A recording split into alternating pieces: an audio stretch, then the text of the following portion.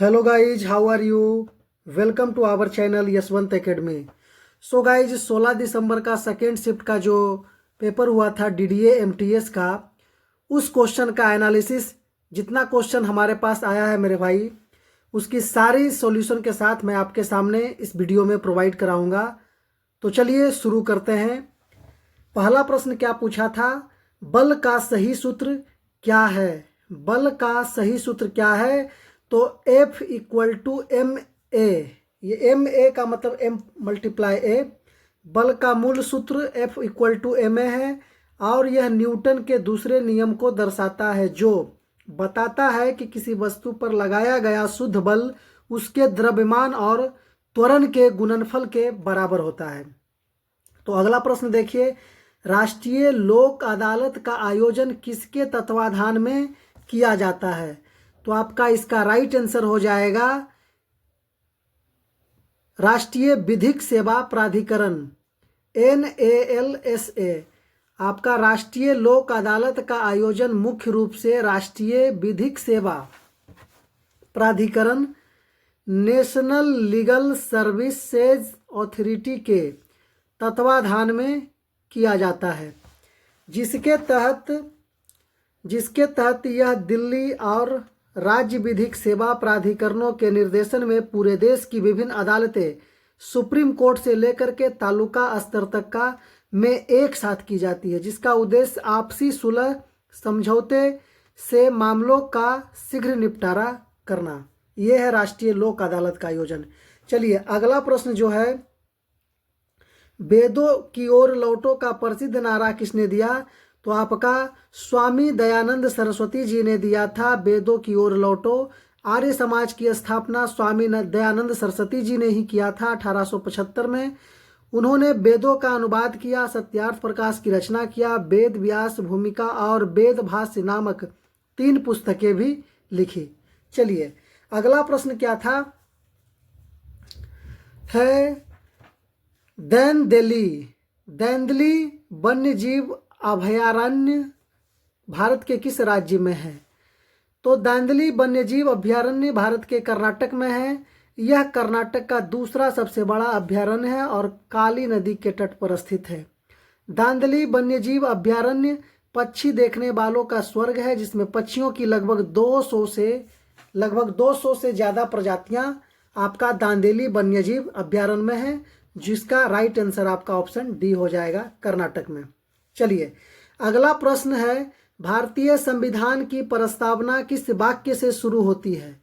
तो भारतीय संविधान की प्रस्तावना हम भारत के लोग से शुरू होती है, जो यह दर्शाता है कि संविधान की शक्ति का स्रोत भारत की जनता है और संप्रभुता जनता में निहित है, जो इसे लोकतांत्रिक और गणतांत्रिक स्वरूप प्रदान करती है। तो आपका हम भारत के लोग, इसका राइट आंसर हो जाएगा ऑप्शन नंबर बी। चलिए अगला प्रश्न है, जम्मू और कश्मीर की कौन सी झील विवर्तनिक यानी टेक्टोनिक गतिविधि के परिणाम स्वरूप बनी है? जम्मू कश्मीर के बुलर झील जो है विवर्तनिक यानी टेक्टोनिक गतिविधि के फलस्वरूप बनी है। यह पृथ्वी की सबसे बड़े मीठी पानी की झील भी है, जिसका बेसिन भूगर्भीय हलचल पृथ्वी की पपड़ी में बदलाव से बना है। यह झेलम नदी द्वारा पोषित होती है, जो इसे एक प्राकृतिक बाढ़ जलाशय भी बनाती है और इसे रामसर कन्वेंशन के तहत अंतर्राष्ट्रीय महत्व की आर्द्र भूमि भी घोषित किया गया है। तो यह आपका बुलर झील हो जाएगा, जम्मू कश्मीर का जो टेक्टोनिक झील है। भारत में वर्तमान में कितनी भाषाओं को आधिकारिक तौर पर शास्त्रीय भाषा का दर्जा मिला है? तो इसका राइट आंसर हो जाएगा ऑप्शन नंबर सी, 11 भाषा। भारत में वर्तमान में 11 भाषाओं को आधिकारिक तौर पर शास्त्रीय भाषाओं यानी क्लासिकल लैंग्वेज का दर्जा प्राप्त हुआ है, जिसमें अक्टूबर 2024 में जोड़ी गई 5 नई भाषाएं मराठी, पाली, प्राकृत, असमिया और बंगाली शामिल है, जिससे कुल संख्या 6 पहले था। तमिल, संस्कृत, कन्नड़, तेलुगु, मलयालम, उड़िया से बढ़कर 11 हो गया। चलिए अगला प्रश्न जो आपका पूछा था, कालिदास किस राजा के दरबारी कवि थे? तो कालिदास भारतीय साहित्य के शिखर पुरुषों में से एक हैं, जिन्हें भारत का शेक्सपियर भी कहा जाता है। उनकी रचनाएं जैसे अभिज्ञान शाकुंतलम, मेघदूतम, रघुवंशम, कुमार संभवम। लास्ट में म एकदम आ रहा है, समझिए कि ज़्यादातर रचनाएं कालिदास जी का ही हैं। ऐतिहासिक साक्ष्यों और परंपरागत मान्यताओं के अनुसार कालिदास गुप्त वंश के महान सम्राट चंद्रगुप्त द्वितीय, जिन्हें विक्रमादित्य के नाम से भी जाना जाता है, के दरबारी कवि थे। वे चंद्रगुप्त द्वितीय के दरबार के नवरत्नों में से एक भी थे। तो आपका चंद्रगुप्त विक्रमादित्य ऑप्शन बी इसका राइट आंसर था मेरे भाई। चलिए अगले प्रश्न की तरफ चलते हैं। भारत सरकार ने शहरी क्षेत्रों में अब तक लगभग कितने लाख करोड़ घरों के निर्माण की मंजूरी दे दी है? तो प्रधानमंत्री आवास योजना शहरी के तहत अब तक कुल 122 लाख से अधिक घरों की मंजूरी दी जा चुकी है, जिसमें योजना का पहला चरण PMAYU और दूसरा चरण PMAYU 2.0 शामिल है। तो इसका राइट आंसर आपका हो जाएगा यहाँ शहरी क्षेत्रों में 120 करोड़, तो आपका 1.2 करोड़ 120 लाख, ये आपका राइट आंसर हो जाएगा मेरे भाई। चलिए अगला प्रश्न पूछा था कालिदास, रिपीट क्वेश्चन हो गया है, तो विक्रमादित्य। चलिए सिंधु घाटी सभ्यता में ग्रेट बाथ विशाल स्नानागार निम्नलिखित में से किस स्थान पर पाया गया है? तो आपका ग्रेट बाथ महान स्नानागार सिंधु मोहनजोदड़ो में पाए गए हैं। मोहन स्नान करेगा, इसका एक ट्रिक भी था, मोहन स्नान करेगा, मोहन स्नान करेगा, मतलब मोहनजोदड़ो में स्नानागार पाया गया, जो सिंधु घाटी सभ्यता का एक महत्वपूर्ण स्थल भी है। ऐसा माना जाता है कि इसका उपयोग धार्मिक या धार्मिक कार्यों के लिए किया जाता है, क्योंकि प्राचीन अनुष्ठानों में जल की महत्वपूर्ण भूमिका भी थी।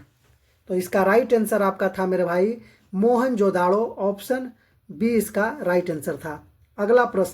अगला प्रश्न है सरकारी कर्मचारियों का वेतन किस प्रकार के व्यय माना जाता है? राजस्व व्यय सरकारी संचालन के दिन प्रतिदिन खर्चों को संदर्भित करता है और इससे कोई संपत्ति या उत्पादक क्षमता सीधे तौर पर नहीं बनती। सरकारी कर्मचारियों के वेतन का भुगतान इसी श्रेणी में आता है। इसी श्रेणी मतलब राजस्व व्यय में आता है, रेवेन्यू एक्सपेंडिचर में आपका आ जाता है। चलिए ये आपका राइट आंसर था। अगला प्रश्न अनुच्छेद 31A अनुच्छेद 21A को क्रमशः किस संविधान संशोधन द्वारा जोड़ा गया है? तो भारतीय संविधान के अनुच्छेद 31A को प्रथम संविधान संशोधन अधिनियम 1951 तथा अनुच्छेद 21A को 86वें संविधान संशोधन अधिनियम 2002 द्वारा जोड़ा गया है। चलिए तो आपका फर्स्ट हो जाएगा और 86 हो जाएगा। अगला प्रश्न आपका है, चलिए यहीं तक था मेरे भाई लास्ट। तो चलिए वीडियो को सब्सक्राइब जरूर कीजिएगा, चैनल को, वीडियो को लाइक कीजिएगा मेरे भाई। धन्यवाद।